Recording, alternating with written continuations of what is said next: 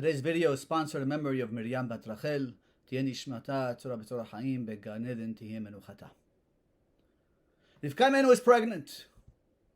It says vayitrodzetzu habanim bekirba. And these twins, there seems to be a struggle within her.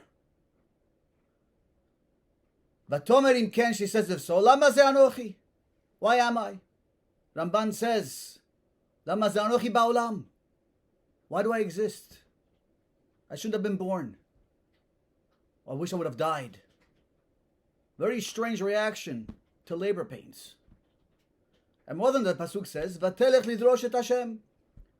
She went to seek out a Navi to understand what's going on inside her.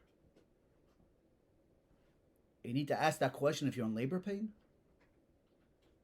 And the response is even more interesting. Response is, you have two nations within your midst. Why is that satisfying? Two different nations going in two opposite directions. Why does that make her feel better? So to understand these questions, I'm going to ask you one more question. Last week's parasha, Abraham charges Eliezer to go find a wife for Yitzchak, to find Rivka. The question is, why did he send him down to his family, to his father's household? Avraham Avinu was persecuted and had to run away from his home. He was thrown into a burning furnace. Wherever he went, he was chased. They tried to kill him. He gets to the land of Israel, land of Canaan. He's welcomed with open arms. Nasi Elokim atah bedochenu, you're a prince of God amongst us. He makes followers wherever he goes. He begins to teach, and he builds a whole nation, a whole group of followers that makes them monotheists, believers in God. Shouldn't he pick up a wife from there? Not from a place where he's persecuted and wants to be killed? So the Ran in his Drashot says a fascinating idea. And he says, philosophies, beliefs, are not necessarily passed down from parents to children.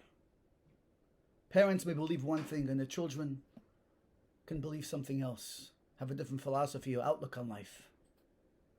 But he says character traits, that's passed down in your DNA from generation to generation. And the character traits of the people of Haran, they may have been idol worshippers, pagans, and persecuted Avraham Avinu, but they had one quality about them. They were people who were steadfast, who had strong backbone, and stood up for what they believed in. Some guy comes and preaches something different. They're not going to follow him. They know what they believe in. They are people with backbone and strength of character. You get to Canaan, land of Israel. Avinu begins to preach and invites people into his tent, gives them a little food, and he inspires some inspiring message, and they change their life and they begin to follow him. What happened to all these people after Avraham dies? We see very little mention of them. They disappeared.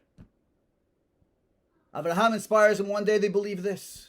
Avraham leaves and they go back to believing something else. The people with no backbone, don't believe anything, don't stand for anything. People who are wishy-washy, no strength of character. We're going to build a Jewish nation that's going to stand for thousands of years and not waver.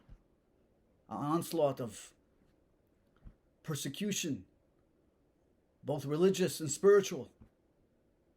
We need to go back to my family, my birthplace, where people who have a strength of character, backbone, stubborn, who stand for what they believe in, and not people of Canaan, who have no backbone and stand for nothing.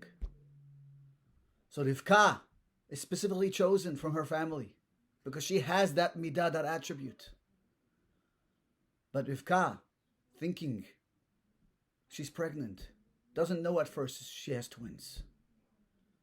And she feels a struggle within her. And as she says, she would pass a place of study and one child, Yaakov, would jump out.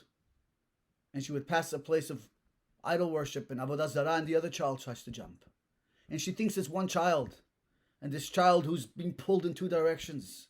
This child who doesn't stand for anything. He's back and forth. She says, that's the case, lama ze anochi. Why me? Why do they have to pick me to build a Jewish nation when I'm going to have a child like this? Once she hears, no, shne leumim bebitnech. You have two children in your womb. Ushne leumim imayich viparedu. And the two nations are going to split from within you. There's two of them. One is in one direction, one's in the other. Then she was satisfied. Rivka is chosen because a person with her character and strength can build a nation that's going to last until the end of time. We're known as stubborn Jews. And in a sense, it's a great quality. Am keshe oref.